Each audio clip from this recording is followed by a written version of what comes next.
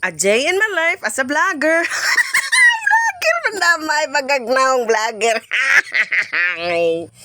So, for today's video mga goy, diya na sa dagisa na sa tag mga ahos goy, butangag tinapag goy. Ay gisabawan no laoy lahi man naman diay ni akong video sa akong tinapag goy.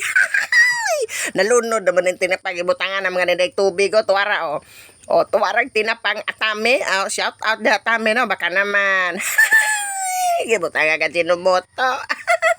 Kanita na akong ipangyaw-yaw mga goy, dili niya saktong sponsora. Ginoo ko ako ranay basin bayag adunay mag-sponsor. Salamat.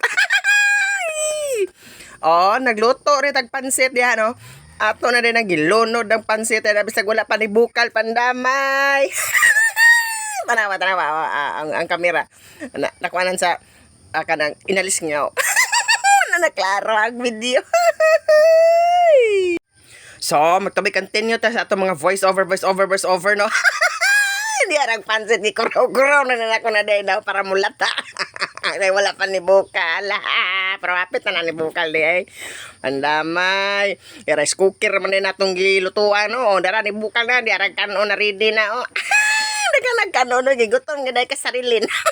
Purbida gadag gigutom gaday ka kanon.